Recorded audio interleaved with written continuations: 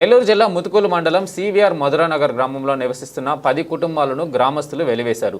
స్థానిక ప్రెస్ క్లబ్లో ఏర్పాటు చేసిన విలేకరుల సమావేశంలో బాధిత కుటుంబాలు తమను గ్రామం నుండి వెలివేశారని, కనీసం మంచినీరు తెచ్చుకోనివ్వడం లేదని, పిల్లలను అంగన్వాడీ స్కూల్ నుండి కూడా తరిమేశారని తమ ఆవేదన వ్యక్తం చేశారు. ఈ సమావేశంలో బాధిత కుటుంబానికి చెందిన మహిళ మాట్లాడుతూ తన భర్త శ్రీహరికోట శ్రీనివాసులు గత కొన్ని నెలలుగా పేకాటకు మరియు క్రికెట్ బెట్టింగులకు పాల్పడి 30 లక్షల రూపాయలు అప్పు చేసి తనను తన పిల్లలను 6 నెలల క్రితమే వదిలి వెళ్ళిపోయాడని తెలిపారు. ఈ క్రమంలో ఇటీవల గ్రామస్తులు తమను పంచాయతీకి పిలిచి తన భర్తకు వేరొక మహిళతో సంబంధం ఉందని, నీ భర్త నీకు కావాలంటే 4 లక్షల రూపాయలు పంచాయతీకి కట్టాలని తెలిపారు. తన భర్త చేసిన అప్పుల వలన తమను వదిలి వెళ్ళిపోయాడని, ప్రస్తుత పరిస్థితుల్లో కుటుంబ పోషణ భారంగా ఉందని, ఆ 4 లక్షల రూపాయలను కట్టలేనని చెప్పడంతో గ్రామస్తులు తనను గ్రామం నుండి వెలివేశారని మహిళ ఆవేదన వ్యక్తం చేసింది. కావున అధికారులు స్పందించి గ్రామంలో ఇటువంటి చర్యలు పునరావృతం కాకుండా తగిన చర్యలు తీసుకోవాలని, వెలివేయబడ్డ తమ కుటుంబాలకు న్యాయం చేయాలని బాధిత మహిళ కోరింది.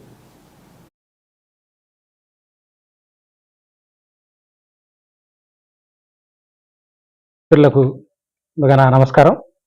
నా పేరు తాడిబోయిన లక్ష్మీప్రసాద్, ఓబీసీ మహాజన్ ఫ్రంట్ రాష్ట్ర కార్యదర్శిగా ఉన్నాను. ఈరోజు సమాజంలో చాలా ఇబ్బందికరమైన పరిస్థితులు, వెలివేయటం, ఒక సామాజిక సోషల్ బాయ్కట్ చేయటం అనేది ఈ మధ్యకాలంలో మనం ఎప్పుడు వినలా. అది అరాచకమైన పాలనలో, అరాచకంగా ఉండేటువంటి ఆటవిక ప్రాంతాల్లో తప్ప.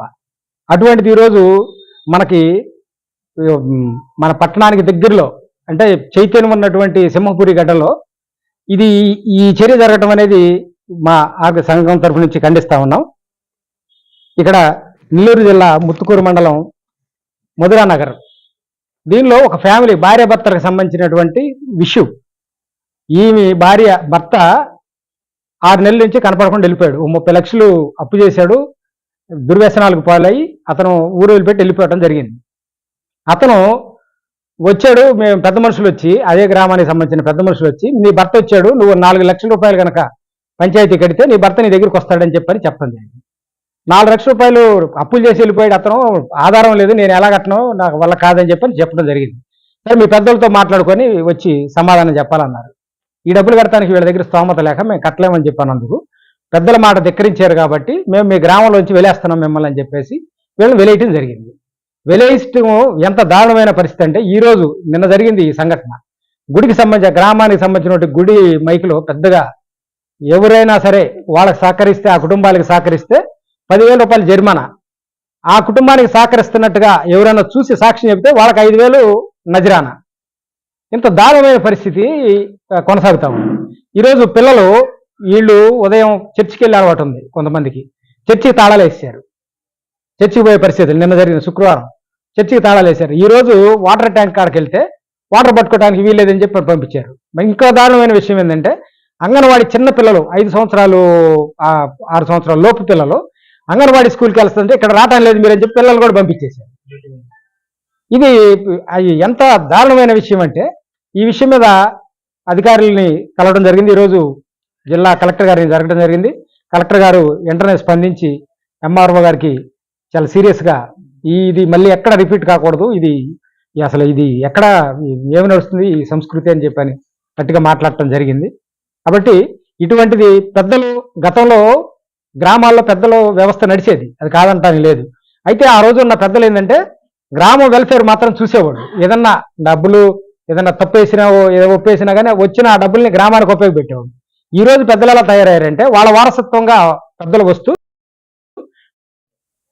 మీ అందరికీ వందనాలు. నా పేరు పుష్ప. నా భర్త శ్రీహరికోట శ్రీనివాసులు.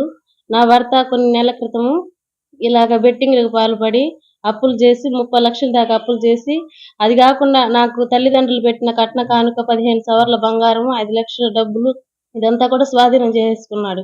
అదే రీతిగా ఈ ఇంట్లో పరిస్థితి బాగలేక, బిడ్డలు తినడానికి కూడా ఏమీ లేక అడిగితే ఇలా గొడవ పెట్టుకొని మమ్మల్ని, ఆ బిడ్డలను వదిలేసి వెళ్ళిపోయాడు. వెళ్ళిపోయిన తర్వాత ఎక్కడున్నా కూడా మాకు తెలియదు. 6 నెలల క్రితము గ్రామంలో మమ్మల్ని పిలిచి పంచాయతీ పెట్టి తర్వాత ఇలాగా మాట్లాడారు. నీ భర్త అక్రమ సంబంధం పెట్టుకో అన్నాడు, నువ్వు 4 లక్షలు కడితే నీ భర్తని నీకు అప్పగిస్తాను, లేకపోతే లేదు అన్నాడు. ఇలాగ అప్పులు చేసి వెళ్ళిపోయి అన్నాడు. నా దగ్గర ఏముంది, బిడ్డలకి ఇప్పుడు దాకా నేను పోషించుకోలేక అప్పుల సప్పులు చేసి తింటున్నాము, మా దగ్గర ఆడుంది అని మేము ఇలాగ చెప్పుకుంటే, మీరు ఊరు తీర్పునే ఎదిరిస్తారా అనేసి మళ్ళీ ఇంకోసారి పంచాయతీగా పెట్టారు.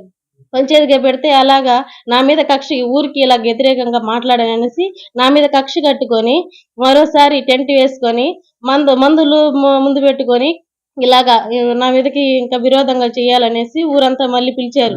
పిలిస్తే నేను అది దగ్గరించాననేసి నేను రాను, మీరు మందు ఇదంతా చేస్తున్నారు కదా, మళ్ళీ గొడవలు అయిపోతాయి, నేను ఇలా రాను అనేసి ఆ ఊరు చెప్పేసరికి మీరు నా ఊరు మాటని ఎదిరిస్తున్నారు, తిరస్కరిస్తున్నారు అనేసి ఇలా చెప్పారు. అది కాకుండా నా భర్తని నా దగ్గరికి రాకుండా కొన్ని కుటుంబాలు వాళ్ళకి అన్నం పెడుతూ వాళ్ళ ఇంట్లోనే ఉంచుకుంటూ వాళ్ళ ఇంట్లోనే నివాసం కల్పిస్తూ నా దగ్గరికి రాకుండా చేశారు. 5 కుటుంబాలు.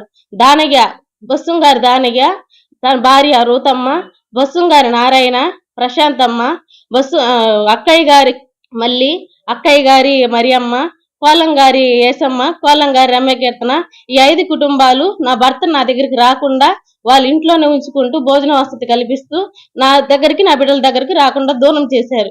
ఇదేందని అడిగితే, ఊరు వాళ్ళని అడిగితే, మీరు నా గ్రామానికి వ్యతిరేకంగా మాట్లాడారు, అందుకు నిన్ను మీ తరపున ఉన్న మనుషుల్ని వెలివేస్తున్నాము అనేసి మాట్లాడారు. ఇదేందని అడిగితే, మీరు గ్రామంలో ఉన్న పెద్ద మైక్ సౌండ్ పెట్టుకొని ఇలా మాట్లాడారు. ఈ 10 కుటుంబాలు మీరు కానీ మాట్లాడితే మేము మాట్లాడిన వాళ్ళకి 10,000 జరిమానా అనేసి చెప్పారు. చెప్పిన వాళ్ళకి 5,000 అనేసి ప్రకటించారు. అది కాకుండా వెహికల్ డ్యూటీకి వెళ్ళేది 4 గ్రామాలకు సంబంధించిన వెహికల్, అది డ్యూటీకి వెళ్ళడానికి లేదు, ఆ బండ్లు ఎక్కడానికి లేదు అనేసి ఊరు తీర్పిచ్చారు. అది కాకుండా చర్చికి వెళ్లకుండా చేశారు మమ్మల్ని, దేనికి కూడా వెళ్లకుండా. అది కాకుండా వాటర్ తెచ్చుకోవడానికి కూడా మాకు లేదని సమాచారం ఇచ్చారు.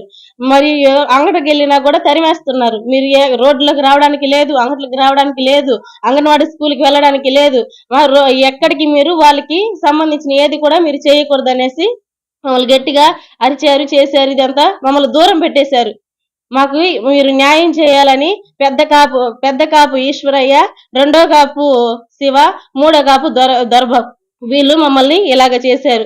మా వెనకున్న గిల్ల మమ్మల్ని వెలివేసిన కుటుంబాలు. మేము మమ్మల్ని వేడుకుంటున్నాము, మాకు న్యాయం చేయాలనేసి మమ్మల్ని కోరుకుంటున్నాం.